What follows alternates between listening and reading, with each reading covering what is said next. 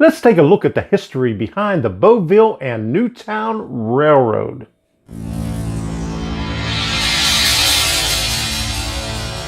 I'm Tom Kovichak, and this is Tom's Trains and Things. This channel was created to help other modelers who are in need of guidance in pursuing their dream of building a model railroad. And while we were in Maryland in December, we went to visit Ray Boebel. We got the history behind his Boeville and Newtown Railroad. Now, I had over 41 minutes of video, but I had to cut a lot of it out to get it down to about 21 minutes. So let's see what it's all about right here. Since that time, and I mean, it didn't have a roundhouse. It was just two loops and a trolley track. Well, I've got the trolley track up top now, and that's a point of contention. It doesn't work the way it's supposed to. It never has. But that was my father's layout, and then what now occupies over here was a layout that my father built for me, which had two loops on it. It was a 4x6 originally, and we expanded it to a 4x8. And then when my parents moved into their first house, and we used to live with my grandparents, when they moved into their first house, the second Christmas, my father brought his over. And we started messing with it. The year after that, we brought mine over and made it the two together. And then the third year, we stripped everything and started from scratch. Yeah. And then when I was in the service, I built a 2x5 yard, which is now the swing bridge. And I guess it's been about 7 years. No, it's been longer than that. It's probably been about 10 years ago. My daughter and I took everything apart again. And this time, instead of it having the wonderful 4x8 legs with the 2x4 legs with the 2x4s running down the sides, which it still has, I built L-girder construction underneath of it and put it into its present configuration. And it suffices. It still needs a lot of help, and in fact, one of the problems that it has is it was originally supposed to be viewed from the pit. So everything, all the vanishing points and everything else go that way. Yeah. So now that it's in its own room, the vanishing points don't work anymore. In fact, there's actually N-scale buildings and N-scale cars to try and enforce that perspective going back. But it works. It works. Eventually, and I've already got the plan made, I just haven't, I got to get the time and the money. I'm going to tear it apart again. This section, well, what's going to happen is this is actually going to end up over here. It'll loop out. Loop back in, so the yard will be on one side of the backdrop. The upper town here will be on this side of the backdrop. Oh, okay. It'll circle around, come past the poles, it'll circle out, come back down. It'll be a semi-rural scene. I want to try and recreate, and it's going to be tough, but at some point over here, I want to recreate 695 Loch Raven Boulevard. Oh, really? And Cromwell Bridge Road. The historical significance of that is the Maryland and Pennsylvania used to go across there before 695 was put in. So I want to try and recreate a bridge scene going across not only 695, but 695, Loch Raven Boulevard, and Cromwell Bridge Road. I don't know how it's going to work out, but I'll see how we do. But anyway, it'll loop in, it'll loop back out again. And then against that wall, not against the wall, but 3 feet from the wall, will be the farm scene. And then it'll go behind the backdrop. And on the back side will be 2 staging yards where I'll be able to do point to point. And I'll still be able to do, 2 tracks of continuous run. Right now, I can run 4 trains at the same time. And the interesting thing is underneath the hill back here, there's 2 passenger trains and 2 freight trains hidden. Oh, okay. Underneath the city over here, there's 2 more passenger trains hidden. So I can actually interchange, or if during an that's what I call my operating sessions. It's kind of funny because right now, this outer track, that's going north. This Wabash is actually headed south. Well, once they get to this point, they're back on the north side. He's back on the south side. So it doesn't work out the way it's supposed to. Well, that's what happens when you have a circle. Right, exactly. What was going to happen is I was actually going to put a hole in the wall because where this section was actually going into the storage area over at my mother-in-law's house, and I was going to put a small hole, and all the tracks would have let out and into the storage area. So that way I could have ran them in any direction. I could come in here and run the 4 trains if I wanted to, but I also had some place to store stuff. Yeah. But I never got that far, and then I've been down here playing around with trying to figure out if I can make it work in here, and it's like the more I sat there and looked at it, I'm like, I'll just wait till I tear it apart. It's not worth it. Yeah, Debbie knows about holes in the wall. Oh, yeah. She says, go ahead. And I tore down the wall. She says, I was just kidding.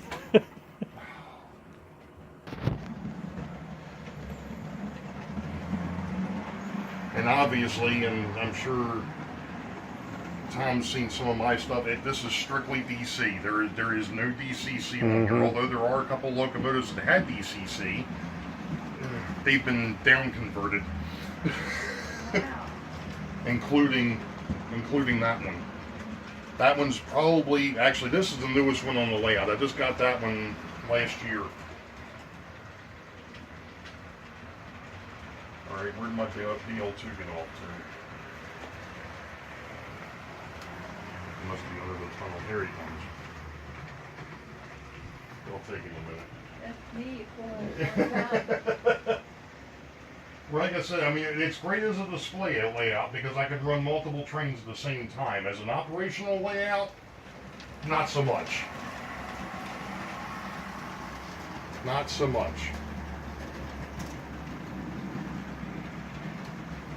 Well, that's what everybody asked me to do. Let's see an op session on yours, and I just run them around in the circle all the time. Yeah, I've actually tried to do op sessions with this one, and I actually filmed them. The problem is every time I did the one with the freight side, I'd end up with a derailment. So I decided to scrap that. The passenger side, the video took 27 minutes. And that was without waiting the normal station time. That was just bringing them in, stop, and moving them again. I mean, I was like, yeah, 27 minutes, that's a long video to try and keep somebody's attention. Yeah, I know. That's why I used to have videos that were a half an hour to an hour long. And my latest videos are all 16 minutes or shorter. Well, it gets to a point. All right, that looks good. It gets to a. Trust me, I did the same thing. I mean, I was trying to keep mine to 10 minutes and then 15 minutes, and it still got out of hand. Yeah. To try and get across what I wanted to get across, you know, it just didn't work out. Yeah, I tried showing some. The Gravely building. Now I did maybe 15 episodes of that just to build one building, and a lot of them are like a half an hour to an hour long, but I cut out about an hour out of each video because it's just so hard to show what you're doing. Yeah. So I just give up on it. I probably won't do any more step by step on building a building. I had the same issue when I wanted to do something that I had never seen on YouTube. Mm-hmm.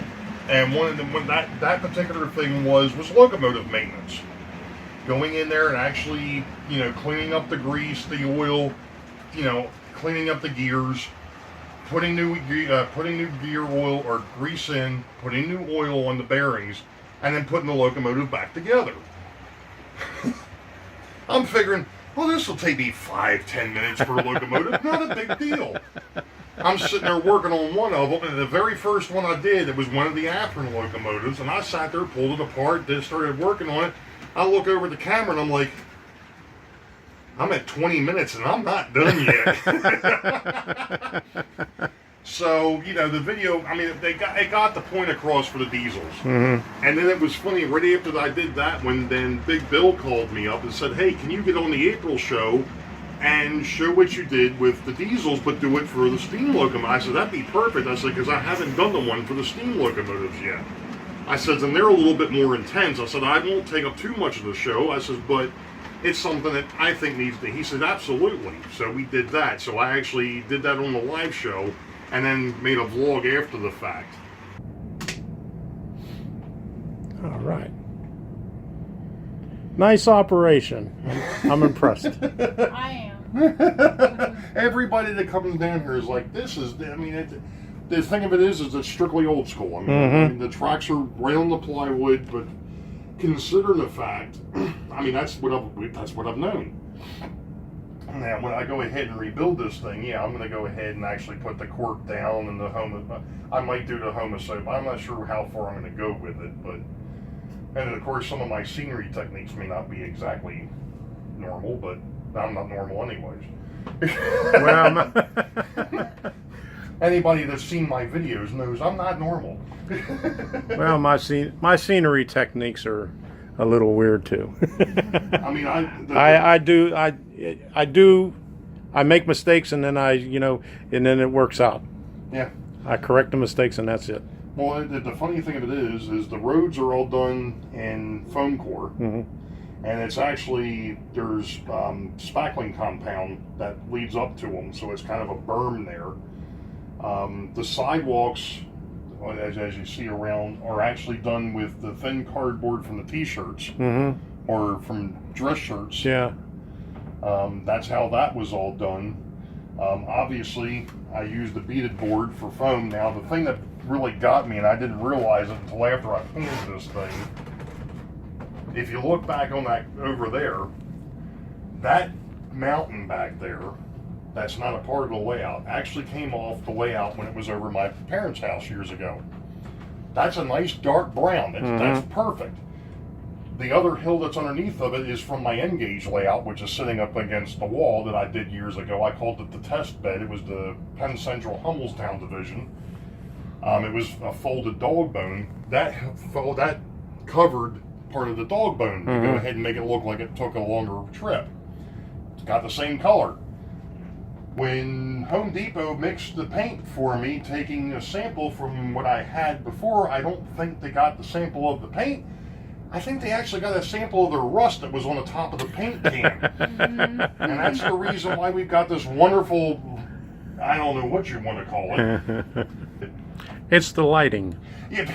There you go. That's another unique little thing that I'm like, yeah, that's not going to work. That's what I started out with until we went to the thrift stores and found a bunch of track lighting, and then I put some track lighting up. I'm not sure what I'm going to... Well, one of the things that I need to do, obviously, is the fact that you can see the rafters down here. Well, two things happened. One problem is when we moved in, they had that old, I don't know what you want to call it, and they had it stapled to the ceiling. That's what these extra boards are for. Oh, it was that thin fiber board stuff. I remember that stuff. And it was like, that's gonna go. The 12-inch squares. Yeah, that's what it was. So I ripped all that down, which was probably a good thing because I found some things up there that I wasn't expecting. Acoustic ceiling tile, that's what they called it. Yeah, it was acoustic, all right. I've got some other names for it, but okay. I said, now if you're planning on being here next week, I said, it'll take me a month to get everything back off there. So I ended up putting up little stakes around the outside, and I took an old bed sheet and some rope and twine, and actually created a tent over top of it. I'm like, that's going to have to do. And it did. It did the job, so... That's what I had to do when I tore down the wall. And then we forgot to paint the ceiling. So once everything was already up, I had to cover everything up and then paint the ceiling. Yeah, it's one of those things, like I said, I want to put something. I'm not sure what I'm going to do with this yet. I know they've got the newer stuff now, because one of the things is here it is, I'm 6'2", and there ain't a whole lot of room here. I don't want a drop ceiling, because if I put a drop ceiling in, then if I put in track lighting, it's going to be hitting me in the head. I have better luck with my diesel engines than I do with my steam. Well, this here, like I said, this was a disaster from the beginning. I tried to do something different up here, and I'd heard people do it, and I'm like, I'll give it a shot. Well, I figured the area was too big just to throw down spackling compound. So I took the foam core and put that down first, and realized that the foam core and the track were pretty well close in height. I'm like, oh, that's cool. The problem was trying to cut the foam core close enough to the rail. Right. Well, that didn't work out too well. So I ended up backfilling it with the spackling compound. Well, the original track that was up here was from the 50s. It actually still had the old fiber ties. Oh, wow. And when that water got into those, it just completely destroyed it. So I ripped it all back up. And I went ahead and I put this down, which is, this is obviously flex track, because you can't make corners, they don't make corners like these. Right. So I went ahead and laid that down, and I tried to do the same thing again where I wanted it to cover the rails. That thing will run up here no problem. Those old Mantua streetcars just won't. They're too finicky. They are. They were finicky on normal track.